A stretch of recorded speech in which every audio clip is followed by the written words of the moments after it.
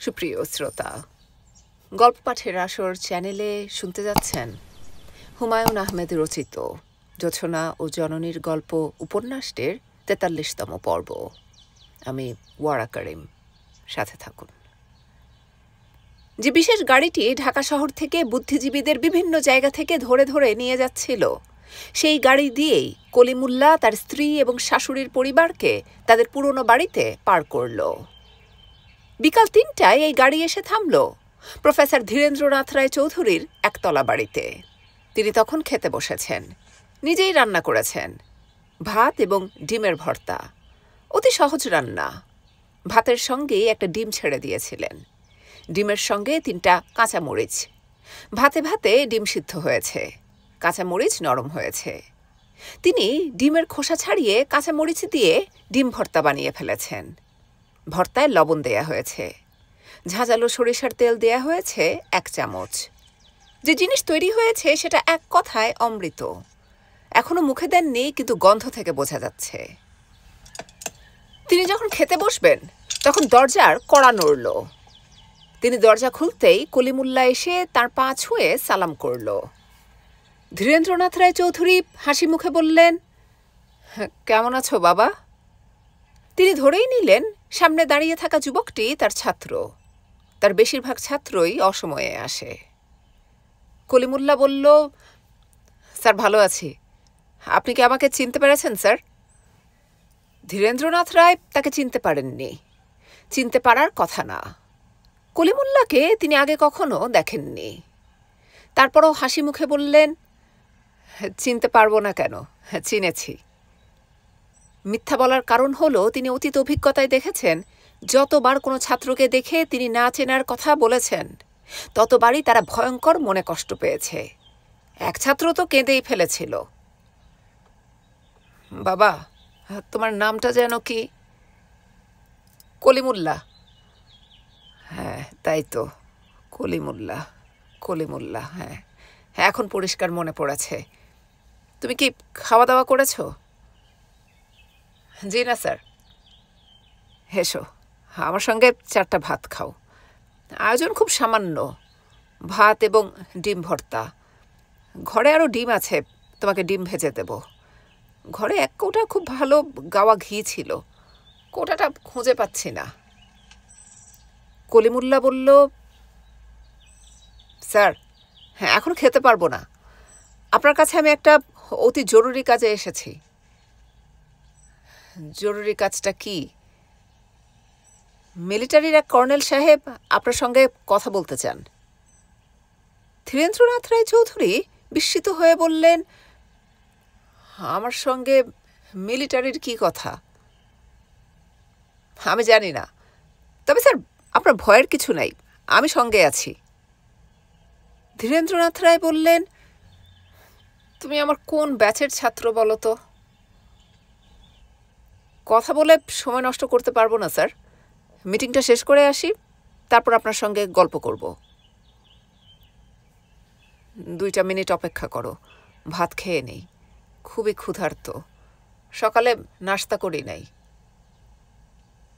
ভাত খাবার জন্য অপেক্ষা করার সময় নাই স্যার। তাহলে দাঁড়াও, পাঞ্জাবিটা গায়ে দিয়ে আসি। আমার সঙ্গে কি কথা বুঝলাম না। সে আমার ছাত্র না তো? করাচি ইউনিভার্সিটিতে আমি 2 বছর মাস্টারি করেছি। প্রফেসর সালাম সাহেব সেখানে আমার কলিগ ছিলেন। কলিমুল্লাহ বলল, আপনার ছাত্র হবার সম্ভাবনা আছে।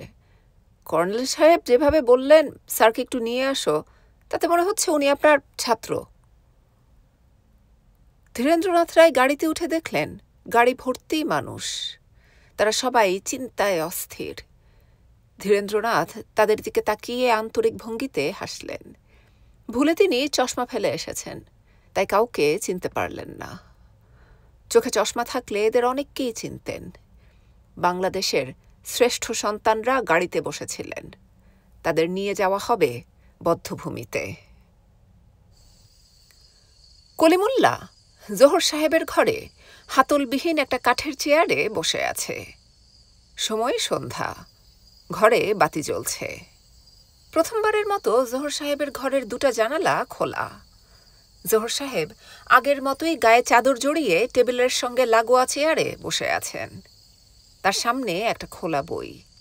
তাকে দেখে মনে হচ্ছে তিনি গভীর মনোযোগে বই পড়ছেন। ঘরে 100 পাওয়ারের একটা বাল্ব জ্বলছে। তারপরেও জোহর সাহেব টেবিলে তার বইয়ের সামনে দুটা মোমবাতি জ্বালিয়ে রেখেছেন। খোলা জানালা দিয়ে মাঝে মাঝে হাওয়া আসছে, তাতে মোমবাতির শিখা কাঁপছে এবং পতপত শব্দ হচ্ছে। তখনই শুধু জোহর সাহেব বই থেকে মুখ তুলে মোমবাতির দিকে তাকাচ্ছেন। কলিমুল্লাহ দৃষ্টি আকর্ষণের জন্যে গলা খাকারি দিল। জোহর সাহেব বই থেকে মুখ না তুলে বললেন, কেমন আছো কলিমুল্লাহ? কলিমুল্লাহ বলল, ভালো আছি স্যার, আপনার শরীর কেমন? এ প্রশ্নের জবাব না দিয়ে জোহর সাহেব বললেন, কলিমুল্লাহ, তুমি তো কবি মানুষ, বলো দেখি আত্মা কি? কলিমুল্লাহ বলল, জানি না স্যার। জোহর সাহেব বললেন, কোরআন শরীফে আত্মাকে বলা হয়েছে অর্ডার অফ গড। ভালো কথা, তুমি আল্লাহ বিশ্বাস করো? কলিমুল্লাহ বিস্মিত হয়ে বলল, এটা কি বলেন স্যার? আল্লাহ বিশ্বাস করব না কেন? 5 ওয়াক্ত নামাজ সবসময় ঠিক মতো পড়া হয় না, কিন্তু আল্লাহ অবশ্যই বিশ্বাস করি। রোজা 30টা রাখি। জোহর সাহেব বই থেকে মুখ তুলে কলিমুল্লার দিকে ঘুরে তাকিয়ে বললেন, তুমি গত কয়েকদিনে যে ভয়ঙ্কর অন্যায়গুলি করেছ, একজন আল্লাহ বিশ্বাসী মানুষ কি তা করতে পারে? প্রশ্ন শুনে কলিমুল্লাহ হতভম্ব হয়ে গেল। মনে মনে বলল, তুই এখন এইগুলা কি বলিস? আমি যা করেছি তোদের কথা মতো করেছি। হাতে যাদের লিস্টি ধরিয়ে দিয়েছিস খুঁজে খুঁজে তাদের এনে দিয়েছি। পরে তাদেরকে নিয়ে তোরা কি করেছিস সেটা তোদের ব্যাপার। পাপ যদি কারো হয় তোদের হবে। জোহর সাহেব বললেন, আত্মা সম্পর্কে এই বইটিতে কি বলা হয়েছে শোনো। The experience of every soul becomes the experience of the divine mind. Therefore, the divine mind has the knowledge of all beings. Kalimullah বলল, বইটা কার লেখা স্যার? একজন সুফির লেখা। সুফির নাম হজরত এনায়েত খান। কলিমুল্লাহ তার মুখ হাসি হাসি করে রাখল, তবে মনে মনে বলল, শালা বিহারি, এখন সুফি সাধনা করছ? মোমবাতি জ্বালায়ে সাধনা। জোহর সাহেব বই বন্ধ করতে করতে বললেন, আল্লাহ, খোদা, বেহেশত, দোজখ এইসব বিষয়ে আমার বিশ্বাস কিছু কম। তারপরেও মাঝে মাঝে মনে হয় থাকতেও পারে। যদি থাকে আমি সরাসরি দোজখে যাব। কলিমুল্লাহ বলল, এটা স্যার আপনি বলতে পারেন না। কে দোজখে যাবে কে বেহেশতে যাবে এটা আল্লাহ পাক নির্ধারণ করবেন। জোহর সাহেব দৃঢ় গলায় বললেন, দোজখে যে আমি যাব এ বিষয়ে আমার কোনো সন্দেহ নাই, আমার কোনো আপত্তিও নাই। আপত্তি এক জায়গায়, দোজখে তোমার মতো লোকজন আমার সঙ্গে থাকবে, এটাতেই আমার আপত্তি। কলিমুল্লাহ কি বলবে ভেবে পেল না। সে এসেছিল জোহর সাহেবের কাছ থেকে ভেতরের কিছু খবরাখবর বের করতে। তার এখানে আসা ঠিক হয়নি। কলিমুল্লাহ, জি স্যার? তোমার জন্য একটা বড় দুঃসংবাদ আছে। কলিমুল্লার বুক ছ্যাত করে উঠল। কি বলে এই লোক? বড় দুঃসংবাদ মানে কি? জোহর সাহেব চাদরের নিচ থেকে সিগারেট বের করে মোমবাতির আলোয় সিগারেট ধরালেন। তখন বোঝা গেল তিনি মোমবাতি জ্বালিয়ে রেখেছেন সিগারেট ধরানোর সুবিধার জন্যে। কলিমুল্লাহ, জি স্যার? দুঃসংবাদটা হচ্ছে তোমাদের দেশ স্বাধীন হতে যাচ্ছে। ইন্ডিয়ান সেনাবাহিনী এখনো শহরে ঢুকে নাই, কিন্তু মুক্তিযোদ্ধারা ঢুকে পড়েছে। বলেন কি স্যার? জোহর সাহেব সিগারেটে লম্বা টান দিয়ে বললেন, আমি যতদূর জানি জেনারেল ইয়াহিয়া খান জেনারেল নিয়াজিকে সম্মানজনক শর্তে আত্মসমর্পণ করতে বলেছেন। ঘটনাটা ঘটতে যাচ্ছে। স্বাধীন দেশের নাগরিক হিসেবে তোমাকে অগ্রিম অভিবাদন। আমার অবস্থা দেখো, আমি একজন বিহারি, দেশ নেই এমন এক জাতি। স্যার আমি যাই। যাও। দাড়ি কখন কামিয়েছ? আজ? জি স্যার, উকুন হয়েছিল। দাড়ি কেটে ভালো করেছ, বুদ্ধিমানের কাজ করেছ। কথা শেষ করে তিনি বই পড়ায় মন দিলেন। মরিয়ম বিকাল থেকেই ছাদে। আগে ছাদে যেতে ভয় ভয় লাগতো, আজ ভোর থেকে ভয় লাগছে না। সব বাড়ির ছাদেই মানুষ, তারা তাকিয়ে আছে আকাশের দিকে। ইন্ডিয়ান প্লেন বারবার আসছে, নিচু হয়ে উঠছে, সাঁ করে চলে গেল, আবার ফিরে এলো। কি সুন্দর দৃশ্য! কোনো কোনো বাড়ির ছাদ থেকে চিৎকারও শোনা যাচ্ছে, জয় বাংলা বলে চিৎকার। ঢাকার মানুষদের এখন এত সাহস, জয় বাংলা বলছে। বিশ্বাস হতে চায় না, মনে হয় কোথাও কোনো ভুল হচ্ছে। সাফিয়া পুত্রকে কোলে নিয়ে ছাদে এলেন। মরিয়মকে দেখে বললেন, বাবুকে একটু কোলে নে, মনে হয় জ্বর আসছে। মরিয়ম ভাইকে কোলে নিতে নিতে বলল, মা কিছুক্ষণ ছাদে থাকো। সাফিয়া বললেন, ইফতারের সময় হয়ে গেছে, ইফতার করব। তুমি রোজা? কিসের রোজা মা? দেশ স্বাধীন হবার রোজা। আমাকে বললে না কেন? আমিও রোজা রাখতাম। মা, দেশ কি সত্যি সত্যি স্বাধীন হচ্ছে? এইসব তো আমি বুঝি না মা। তোমার মন কি বলছে মা? সাফিয়া জবাব না দিয়ে নিচে নেমে যেতে গিয়েও ফিরে এলেন। দে, বাবুকে দে, নিয়ে যাই। মরিয়ম বলল, নিয়ে যাবে কেন? থাকুক আমার কোলে। তুই সুন্দর শাড়ি পরে আছিস, শাড়িটা নষ্ট হবে। নষ্ট হবে না, থাকুক। মা, আমাকে কি দেখতে সুন্দর লাগছে? খুব সুন্দর লাগছে রে মা, খুব সুন্দর। আচ্ছা মা, বিয়ের শাড়ি নাকি বিবাহ বার্ষিকী ছাড়া অন্য কোনো সময় পরা অলক্ষণ? কে বলেছে? কে বলেছে আমার মনে নেই। অলক্ষণ হলে এই শাড়ি বদলে অন্য শাড়ি পরব। সাফিয়া কিছু বললেন না। বিয়ের শাড়ি অন্য সময় পরা অলক্ষণ কিনা তিনি জানেন না। যদি অলক্ষণ হয় তাহলে না পরাই ভালো। কিন্তু মেয়েটা এত আগ্রহ করে শাড়িটা পরেছে, সেই শাড়ি তিনি বদলাতে বলেন কি করে? ভাইকে কোলে নিয়ে মরিয়ম ছাদের এক মাথা থেকে আরেক মাথায় যাচ্ছে, গুজগুজ করে গল্প করছে। তার ভাই যে চোখে দেখে না এই বিষয়ে এখন সবাই নিশ্চিত। এখন সন্দেহ হচ্ছে সে কানেও শোনে না। তার সঙ্গে যত গল্পই করা হোক না কেন সে শোনে না। নিজের মনে তা তা করে এক ধরনের শব্দ করে, শুধু পেটে খোঁচা দিলে শব্দ করে হাসে। সেই হাসির শব্দ সুন্দর। মরিয়ম একটু পর পর ভাইয়ের পেটে খোঁচা দিয়ে ভাইকে হাসাচ্ছে আর বলছে, এই গুটকু, এই।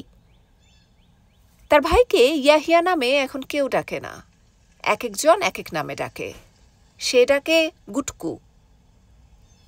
এই গুটকু, দেশ স্বাধীন হচ্ছে, বুঝতে পারছিস? স্বাধীন হচ্ছে। স্বাধীনতা কি বুঝিস? স্বাধীনতা হলো জয় বাংলা। সব মিলিটারি চলে যাবে। চলেও যাবে না। এদেরকে আমরা কচুকাটা করব, খ্যাচ খ্যাচ খ্যাচ খ্যাচ। গুটকু হাসছে, মনের আনন্দে হাসছে, কারণ ঘ্যাচ ঘ্যাচ করার সময় মরিয়ম ভাইয়ের পেটে করাত চালানোর মতো ভঙ্গি করছে। আমি যে বিয়ের শাড়ি পরেছি বুঝতে পারছিস? বল দেখি কেন পরেছি? বলতে পারলে বুঝতে পারবো তোর বুদ্ধি আছে। দেশ স্বাধীন হলে আমাদের বাসায় একজন লোক আসবে, তার জন্যে শাড়ি পরেছি। বল দেখি লোকটাকে, সে আমার কে হয়? হাসি বন্ধ, হাসি বন্ধ। প্রশ্নের জবাব দে। মরিয়ম ছাদের কার্নিশে হেলান দিয়ে দাঁড়ালো। এখান থেকে অনেক দূর পর্যন্ত দেখা যায়। এখন কারফিউ চলছে, অথচ রাস্তায় লোকজন। মিলিটারির কোনো গাড়ি দেখা যাচ্ছে না। দেশ কি স্বাধীন হয়ে গেছে? কলিমুল্লাহ তার ঘরে। শরীর ম্যাজম্যাজ করছে বলে সে চাদর মুড়ি দিয়ে শুয়েছিল। মাসুমা কয়েকবার এসে গায়ে হাত দিয়ে দেখে গেছে জ্বর কিনা। মানুষটার কিছু হলে তার এমন অস্থির লাগে। সবচেয়ে অস্থির লাগে মানুষটা যদি কথা না বলে চুপ করে থাকে। গতকাল থেকে লোকটা কেমন চুপ মেরে গেছে। মাসুমা বলল, তোমার শরীর কি বেশি খারাপ লাগছে? এই এই গা ম্যাজম্যাজ করছে, তেমন কিছু না। গা টিপে দেব? দরকার নেই। মাথায় হাত বুলিয়ে দেই? হুম, তুমি এক কাজ করো, অন্য ঘরে যাও। আমি কিছুক্ষণ একা একা চোখ বন্ধ করে শুয়ে থাকি। মাসুমা করুণ গলায় বলল, আমি থাকি তোমার সঙ্গে, কথা বলবো না, গায়ে মাথায় হাত বুলিয়ে দেব, তোমার ভালো লাগবে। কোনো দরকার নেই, তুমি বরং একটা পেন্সিল দাও আর কবিতার খাতাটা দাও। মাসুমা এতক্ষণে তৃপ্তির নিঃশ্বাস ফেলল। মানুষটা যখন বলল কিছুক্ষণ একা একা চোখ বন্ধ করে শুয়ে থাকি, তখন তার মনটা খুবই খারাপ হয়ে গিয়েছিল। তার মনে হচ্ছিল মানুষটা তার সঙ্গ পছন্দ করছে না। এখন দেখা যাচ্ছে ঘটনা সেরকম না। মানুষটা মনে মনে কবিতা নিয়ে ভাবছিল বলেই এরকম বলছে। এইসব ছোটখাটো কারণে কবি টাইপ মানুষদের স্ত্রীরা ভুল বুঝে।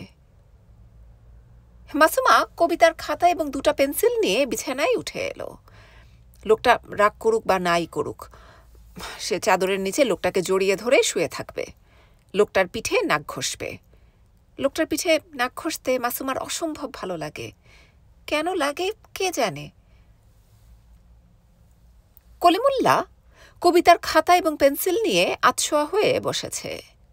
মাসুমা স্বামীর সঙ্গে লেপ্টে শুয়ে আছে। কলিমুল্লাহ কিছু বলছে না। মাসুমা আদুরে গলায় বলল, কবিতাটার নাম কি? কলিমুল্লাহ বলল, চুপচাপ শুয়ে থাকো, কথা বলবে না। সরি, আর কথা বলবো না। কলিমুল্লাহ স্বাধীনতা নিয়ে একটা দীর্ঘ কবিতা লেখার চেষ্টা করছে। প্রথম লাইনটা মাথায় চলে এসেছে, দ্বিতীয় লাইন এখনো আসেনি। এইসব ক্ষেত্রে প্রথম লাইন অনেকক্ষণ মাথায় খেলাতে হয়, তখন দ্বিতীয় লাইন আপনা আপনি আসে। এসেছে রঙিন, জল পড়ে পাতা নড়ে দিন। এই হচ্ছে প্রথম লাইন। এখানে রঙিন মানে স্বাধীনতা, জল পড়ে পাতা নড়ে হল শাশ্বত বাংলা। এসেছে রঙিন, জল পড়ে পাতা নড়ে দিন। অনেকক্ষণ কথা বলতে না পেরে মাসুমার দম বন্ধ হয়ে আসছে। দম বন্ধ ভাবটা কাটাবার জন্যে সে বলল, কবিতাটা কি নিয়ে লিখছ? কলিমুল্লাহ রাগ করল না, সহজ গলায় বলল, স্বাধীনতা নিয়ে। কলিমুল্লার গলার শান্ত স্বরে সাহস পেয়ে মাসুমা বলল, তুমি আমাকে নিয়ে অনেকদিন কবিতা লিখছ না, স্বাধীনতার কবিতা পরে লেখো, আগে আমাকে নিয়ে একটা কবিতা লিখো। কলিমুল্লাহ জবাব দিল না। দ্বিতীয় লাইন তার মাথায় এসে গেছে, পুরোটা না, অর্ধেকটা। বাতাসে বারুদ গন্ধ। এই, আমাকে নিয়ে কবিতাটা কবে লিখবে? আহা, একটু চুপ করো না। আগে বলো আমাকে নিয়ে কবিতাটা কবে লিখবে, তারপর চুপ করব। স্বাধীনতা এখনো আসেনি, তাকে নিয়ে কবিতা লিখতে বসেছ। আমি তো এসেছি, আমি এতক্ষণ তোমার পাশে শুয়ে আছি, তুমি আমার দিকে একবারও তাকাওনি। স্বাধীনতা চোখে দেখা যায় না, আমাকে চোখে দেখা যায়। কলিমুল্লাহ স্ত্রীর দিকে তাকালো। মাসুমার গায়ে গাঢ় সবুজ রঙের শাড়ি। মাসুমাকে সুন্দর লাগছে। গাঢ় রং ফর্সা মেয়েদের খুব মানায়। মাসুমা বলল, তুমি আগে বলেছিলে দেশ স্বাধীন হবে না, এখন তো হচ্ছে, হচ্ছে না? কলিমুল্লাহ জবাব দিল না। মাসুমা প্রায় ফিসফিস করে বলল, তুমি রাগ না করলে তোমাকে একটা কথা জিজ্ঞেস করব? জিজ্ঞেস করো। না, মাকে বলো রাগ করবে না। আমার গায়ে হাত দিয়ে বলো রাগ করবে না। কলিমুল্লাহ স্ত্রীর গায়ে হাত দিয়ে বলল, রাগ করব না। তুমি তো পাকিস্তানিদের পক্ষে অনেক কাজ টাজ করেছ, এখন তুমি বিপদে পড়বে না? না, আমি হচ্ছি গিরগিটি। তার মানে কি? গিরগিটি গায়ের রং বদলাতে পারে, আমিও পারি। মানুষকে বেঁচে থাকতে হলে গিরগিটি হতে হয়। তাহলে একটা গল্প শোনো, ডারউইন সাহেবের গল্প, সারভাইভাল নিয়ে স্টোরি। মাসুমা মুগ্ধ চোখে স্বামীর দিকে তাকিয়ে আছে। গল্প তার মাথায় ঢুকছে না। মানুষটার বক্তৃতার ভঙ্গিটা দেখতে ভালো লাগছে। মাসুমা মনে মনে জপ করতে লাগল, আমি তোমাকে ভালোবাসি, আমি তোমাকে ভালোবাসি। সে ঠিক করেছে মানুষটা যতক্ষণ বক্তৃতা দেবে ততক্ষণ সে মনে মনে বলবে, আমি তোমাকে ভালোবাসি। শুধু যে মনে মনে বলবে তা না, কতবার বলা হলো তার হিসাবও রাখবে। কলিমুল্লাহ বক্তৃতা শেষ করে বললেন, আঙুলে কি গুনছিলে? মাসুমা লজ্জিত গলায় বলল, কিছু না। আমার যুক্তি তোমার পছন্দ হয়েছে? যে সমাজের জন্যে যে ফিট সে টিকে থাকবে, যে আনফিট সে ঝরে যাবে। বলো, পছন্দ হয়েছে? তুমি যা বলো তাই আমার পছন্দ হয়। তাহলে এখন একটা কাজ করো, কাঁচি নিয়ে এসো। কাঁচি দিয়ে কি করবে? তোমার সবুজ শাড়িটা কেটে বাংলাদেশের পতাকা বানাবো। দেশ যেদিন স্বাধীন হবে সেদিনই এই পতাকা উড়াবো। লাল রঙের কাপড় আছে? তোমার লাল শাড়ি আছে না? আছে। স্বামী স্ত্রী দরজা বন্ধ করে বাংলাদেশের পতাকা বানাচ্ছে। মাসুমা খুবই মজা পাচ্ছে। 16 ডিসেম্বর সকাল 9টায় জেনারেল নিয়াজি একটা চিরকুট পেলেন। চিরকুটটি নিয়ে এসেছে ভারতীয় মেজর জেনারেল নাগরার এডিসি। 2 লাইনের চিরকুট পড়তে তার 3 মিনিটের মতো সময় লাগল। তিনি কিছুক্ষণ বিড়বিড় করলেন, বাঁ হাতে কপালের ঘাম মুছলেন। মেজর জেনারেল রাও ফরমান আলী বললেন, কি লেখা?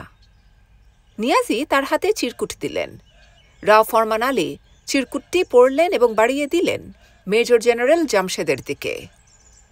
চিরকুটে লেখা, প্রিয় আবদুল্লাহ, আমি এখন মিরপুর সেতুর কাছে। পরামর্শ হচ্ছে আপনি আমার কাছে আত্মসমর্পণ করুন, আপনার প্রতিনিধি পাঠান। মেজর জেনারেল নাগরার সঙ্গে নিয়াজি পরিচিত। নাগরা ইসলামাবাদে অনেক দিন ছিলেন। ভারতীয় দূতাবাসে তিনি ছিলেন মিলিটারি অ্যাটাশে।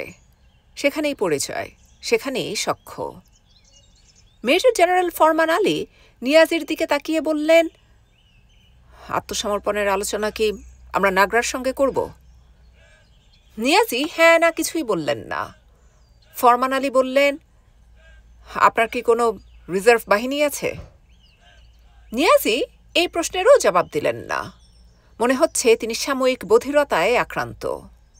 চিরকুটটি সব হাত ঘুরে এখন তার হাতে এসেছে। তার দৃষ্টি চিরকুটের লেখা আবদুল্লাহ নামটার দিকে।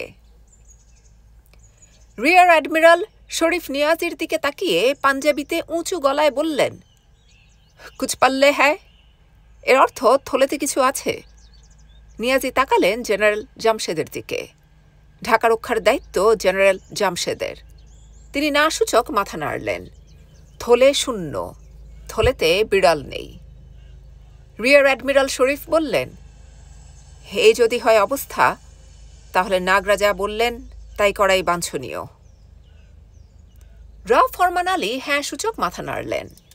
কিছু সময়ের জন্যে দলটির ভেতর কবরের নৈশব্দ নেমে এলো। নীরবতা ভঙ্গ করলেন রাও ফরমান আলী। তিনি নিয়াজির দিকে তাকিয়ে বললেন, এখন কিছু নোংরা পাঞ্জাবি রসিকতা শোনা যেতে পারে। নিয়াজি চুপ করে রইলেন। এই প্রথম তিনি কোনো রসিকতা করলেন না। দ্বিতীয় বিশ্বযুদ্ধে বীরত্বের জন্য মিলিটারি ক্রস পাওয়া সৈনিক পাংশুমুখে উঠে দাঁড়ালেন। রাও ফরমান আলী তাঁর দিকে তাকালেন। জেনারেল জামশেদ বললেন, আমি মিরপুর ব্রিজের দিকে যাচ্ছি। অ্যাডমিরাল শরীফ বললেন, কেন? জেনারেল জামশেদ তিক্ত গলায় বললেন, আত্মসমর্পণ করব এবং জেনারেল নাগরাকে অভ্যর্থনা করে নিয়ে আসব। ও আচ্ছা, আমার কাছে কোনো দ্বিতীয় বিকল্প নেই। আপনার কাছে কি আছে? কেউ জবাব দিল না। 16 ডিসেম্বর ভোরবেলা কারফিউ দেয়া শহরে দুটি গাড়ি যাচ্ছে। সেদিন নগরী ঘন কুয়াশায় ঢাকা, রাস্তা জনশূন্য। গাড়ি দুটি যাচ্ছে পাকিস্তান ইস্টার্ন কমান্ডের হেডকোয়ার্টার্সের দিকে। প্রথমটা জিপ, সেখানে বসে আছেন মেজর জেনারেল জামশেদ। দ্বিতীয়টা পতাকা উড়ানো স্টাফ কার। এখানে আছেন ভারতীয় মেজর জেনারেল নাগরা, বঙ্গবীর কাদের সিদ্দিকী। লম্বা চুল দাড়িতে কাদের সিদ্দিকীকে দেখাচ্ছে চে গুয়েভারার মতো। নিয়াজি প্রতীক্ষা করছিলেন। জেনারেল নাগরা ঘরে ঢোকার মাধ্যমে সেই প্রতীক্ষার অবসান হল। নিয়াজি নাগরাকে জড়িয়ে ধরে তাঁর কাঁধে মাথা রেখে ফুঁপিয়ে কেঁদে উঠলেন। বিড়বিড় করে কাঁদতে কাঁদতেই বললেন, আমার আজকের এই অপমানের জন্যে দায়ী রাওয়ালপিন্ডির বাস্টার্ডসরা। নিয়াজির ফোঁপানো একটু থামতে জেনারেল নাগরা তাঁর পাশে দাঁড়ানো মানুষটির সঙ্গে নিয়াজির পরিচয় করিয়ে দিলেন। শান্ত গলায় হাসি হাসি মুখে বললেন, এই হচ্ছে সেই tiger Siddiqui. General Niazi, general Jamshed অবাক হয়ে দীর্ঘ সময় তাকিয়ে থাকলেন কাদের সিদ্দিকীর দিকে। তাদের স্তম্ভিত ভাব কাটতে সময় লাগল। একসময় নিয়াজি করমর্দনের জন্য হাত বাড়িয়ে দিলেন কাদের সিদ্দিকীর দিকে। কাদের সিদ্দিকী হাত বাড়ালেন না। তিনি সবাইকে অবাক করে দিয়ে ইংরেজিতে বললেন, নারী এবং শিশু হত্যাকারীদের সঙ্গে আমি করমর্দন করি না। টাইগার নিয়াজি অপেক্ষা করছেন ভারতীয় প্রতিনিধির জন্যে। কার কাছে তিনি আত্মসমর্পণ করবেন? আত্মসমর্পণের শর্ত কি? ঘটনাটা ঘটবে কোথায়? তিনি খবর পেয়েছেন আত্মসমর্পণের ব্যাপারটি দেখার জন্যে লেফটেন্যান্ট জেনারেল জেকব হেলিকপ্টারে করে ঢাকায় আসছেন। নিয়াজি বুঝতে পারছেন না তার কি উচিত, ঢাকা এয়ারপোর্টে নিজে উপস্থিত হয়ে জেকবকে অভ্যর্থনা জানানো, নাকি অন্য কাউকে পাঠাবেন? কাকে পাঠানো যায়? লেফটেন্যান্ট জেনারেল অরোরা ভারতীয় সেনাবাহিনীর পক্ষ থেকে আত্মসমর্পণের দলিলে দস্তখত করবেন বলে শোনা যাচ্ছে। জেনারেল অরোরা সস্ত্রীক আসছেন। এমন অদ্ভুত ঘটনা দেখার লোভ তার স্ত্রী সামলাতে পারছেন না। অরোরা কখন আসবেন? তাদের জন্য দুপুরের খাবারের ব্যবস্থা কি তার করা উচিত না? মেনু কি হবে? অতি তুচ্ছ বিষয় নিয়ে টাইগার নিয়াজি ব্যস্ত হয়ে পড়লেন। ঢাকা রেসকোর্সে জেনারেল নিয়াজি আত্মসমর্পণের দলিলে দস্তখত করলেন। তিনি তার কোমরের বেল্টে ঝুলানো পিস্তল তুলে দিলেন লেফটেন্যান্ট জেনারেল অরোরার হাতে। ঘড়িতে তখন সময় বিকাল 4:19। আমি, এই গ্রন্থের লেখক, তখন ঢাকায় ঝিকাতলার একটি বাড়িতে লুকিয়ে আছি। আমার ছোট ভাই মোহাম্মদ জাফর ইকবালও ঢাকায়। সে কোথায় আছে, বেঁচে আছে না মারা গিয়েছে, কিছুই জানি না। আমার সঙ্গে ঝিকাতলার সেই একতলা টিনের ছাদের বাড়িতে আছে আমার অতি প্রিয় বন্ধু আনিস সাবেদ। তিনি বয়সে আমার চেয়ে 2 বছরের বড়। আমার দেখা এই পৃথিবীর শ্রেষ্ঠ মানুষদের একজন। 16 ডিসেম্বরে আমরা দুজন কি করলাম একটু বলি। হঠাৎ মনে হলো আমাদের মাথা খারাপ হয়ে গেছে, পৃথিবী ওলটপালট হয়ে গেছে। সারাক্ষণ কানে ঝিঁঝি পোকার মতো শব্দ হচ্ছে। আনিস সাবেদ বাড়ির সামনের মাঠে হাত পা ছড়িয়ে শুয়ে পড়লেন। তিনি শব্দ করে কাঁদছেন, গড়াগড়ি দিচ্ছেন। আমি তাকে টেনে তুললাম। তিনি আমার দিকে তাকিয়ে বললেন, চল, রাস্তায় চল। একটু আগেই তিনি কাঁদছিলেন, এখন আবার হাসছেন। আমরা রাস্তায় নেমে পড়লাম এবং ফাঁকা রাস্তায় কোনো রকম কারণ ছাড়া দৌড়াতে শুরু করলাম। আনিস ভাই এক হাতে শক্ত করে আমাকে ধরে আছেন। আমরা দৌড়াচ্ছি। ঢাকা শহরের সব মানুষ ঘর ছেড়ে বের হয়ে পড়েছে, যার যা ইচ্ছা করছে, চিৎকার, হইচই, লাফালাফি। মাঝে মধ্যেই আকাশ কাঁপিয়ে সমবেত গর্জন, জয় বাংলা। প্রতিটি বাড়িতে বাংলাদেশের জাতীয় পতাকা উড়ছে। এই পতাকা সবাই এতদিন কোথায় লুকিয়ে রেখেছিল কে জানে। ঝিকাতলার মোড়ে আমাদের দুজনকে লোকজন আটকালো। তারা শঙ্কিত গলায় বলল, রাস্তা পার হবেন না, খবরদার। কিছু আটকা পড়া বিহারি দোতলার জানালা থেকে এইদিকে গুলি করছে। আমরা গুলির শব্দ শুনলাম। আনিস ভাই বললেন, দত্তেরি গুলি, হুমায়ুন চল তো। আমরা গুলির ভেতর দিয়ে চলে এলাম। আমাদের দেখা দেখি অন্যরাও আসতে শুরু করলো।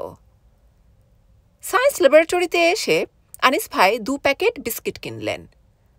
আমার হাত সে সময় শূন্য, কেনাকাটা যা করার আনিস ভাই করতেন। আমরা সারাদিন কিছু খাইনি, প্রচণ্ড খিদে লেগেছে। আমি আনিস ভাইয়ের দিকে তাকিয়ে বললাম, আনিস ভাই, পোলাও খেতে ইচ্ছা করছে। তিনি বললেন, অবশ্যই পোলাও খাওয়াবো, পোলাও। আমরা দুজন অর্ধ উন্মাদের মতো পোলাও পোলাও বলে চেঁচালাম। রাস্তার লোকজন আমাদের দেখছে, কেউ কিছু মনে করছে না। একটা রিকশাকে আসতে দেখলাম। রিকশার সিটের উপর বিপজ্জনক ভঙ্গিতে মধ্যবয়স্ক এক লোক দাঁড়িয়ে। তিনি জিকিরের ভঙ্গিতে বলেই যাচ্ছেন, জয় বাংলা, জয় বাংলা, জয় বাংলা। আনিস ভাই তার হাতের বিস্কিটের প্যাকেট গুঁড়া করে ফেললেন। আমিও তাই করলাম। আমরা বিস্কিটের গুঁড়া ছড়িয়ে দিতে দিতে এগুচ্ছি। কোন দিকে যাচ্ছি তাও জানি না। আজ আমাদের কোনো গন্তব্য নেই। স্মৃতিকথন বন্ধ থাকুক, মূল গল্পে ফিরে যাই। মরিয়মদের বাড়িতে বাংলাদেশের পতাকা উড়ছে। মরিয়ম বিয়ের শাড়ি পরেছে। তার মন সামান্য খারাপ, কারণ শাড়িতে ঝোলের দাগ পড়েছে। রান্না করতে গিয়ে এই দাগ মরিয়ম নিজেই ফেলেছে। অনেক ধোয়াধুয়ি করেও এই দাগ উঠানো যাচ্ছে না। দাগটা এমন জায়গায় লেগেছে যে আড়াল করা যাচ্ছে না। মরিয়ম বসে আছে তাদের বাসার সিঁড়ির সামনে। আজ সারাদিন সে কিছু খায়নি, যদিও ঘরে অনেক কিছু রান্না হয়েছে। এর মধ্যে অনেক তুচ্ছ রান্নাও আছে। একটা হলো খুবই চিকন করে কাটা আলুর ভাজি, আরেকটা কাঁচা টমেটো আগুনে পুড়িয়ে ভর্তা। এই দুটো আইটেম নাইমুলের পছন্দ। মরিয়ম নিজে রেঁধেছে নতুন আলু দিয়ে মুরগির মাংসের ঝোল। একটু পর পর মরিয়মকে খাওয়ার জন্যে সাধাসাধি করা হচ্ছে। তার খুবই বিরক্তি লাগছে। সে তো অনশন করছে না যে সেধে তার অনশন ভাঙতে হবে। সে যথাসময়ে খেতে যাবে। নাইমুল কথা দিয়েছিল, দেশ যেদিন স্বাধীন হবে সেদিন সে উপস্থিত হবে। মরিয়ম জানে নাইমুল কথা রাখবে। যত রাতই হোক সে বাসার সামনে এসে গম্ভীর গলায় বলবে, মরি, আমি এসেছি। কেউ কথা না রাখলেও আমি নাইমুল, আমি কথা রাখি। এ বলে সে নিশ্চয়ই ইংরেজি কবিতাটাও বলবে, অ্যানাবেল লি না কি সব হাবিজাবি। সন্ধ্যার পর সাফিয়া এসে মেয়ের হাত ধরলেন। কোমল গলায় বললেন, মা, তুই কতক্ষণ এখানে বসে থাকবি? মরিয়ম বলল, মা, তুমি বিশ্বাস করো, আমি ও না আসা পর্যন্ত বসেই থাকব। রাত 1টা বেজে গেল। মরিয়মের 2 বোন তাকে জড়িয়ে ধরে আছে। মরিয়মের মুখ ভাবলেশহীন। একসময় মরিয়ম বলল, তোমরা এখান থেকে যাও, আমি একা বসে থাকব। সবচেয়ে ছোট বোন করুণ গলায় বলল, তুমি একা বসে থাকবে কেন? আমরাও বসি। মরিয়ম কঠিন গলায় বলল, না। বোনরা উঠে গেল। তারও অনেক পরে ঘন কুয়াশার ভেতর দিয়ে বাড়ির সামনে দাড়ি গোঁফ ভর্তি এক যুবক এসে দাঁড়ালো। গম্ভীর গলায় বলল, সিঁড়িতে যে মেয়েটি বসে আছে তাকে কি আমি চিনি? দীর্ঘকায়ী যুবক 2 হাত ছড়িয়ে দাঁড়িয়ে আছে।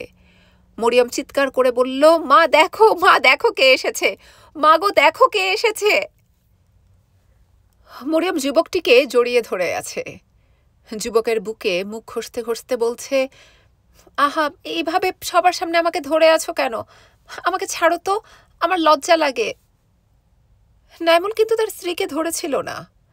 তার হাত এখনো প্রসারিত। কঠিন হাতে নাইমুলকে জড়িয়ে ধরেছিল মরিয়ম নিজেই। পাঠক, মহান বিজয় দিবসে যে গল্প শেষ হবে সেই গল্প আনন্দময় হওয়া উচিত বলেই আমি এরকম একটা সমাপ্তি তৈরি করেছি। বাস্তবের সমাপ্তি এরকম ছিল না। নাইমুল কথা রাখেনি। সে ফিরে আসতে পারেনি তার স্ত্রীর কাছে। বাংলার বিশাল প্রান্তরের কোথাও তার কবর হয়েছে, কেউ জানে না কোথায়। এই দেশের ঠিকানাবিহীন অসংখ্য মুক্তিযোদ্ধার কবরের মধ্যে তারটাও আছে। তাতে কিছু যায় আসে না। বাংলার মাটি পরম আদরে তার বীর সন্তানকে ধারণ করেছে। জোছনার রাতে সে তার বীর সন্তানদের কবরে অপূর্ব নকশা তৈরি করে, গভীর বেদনায় বলে, হাহারে হাহারে।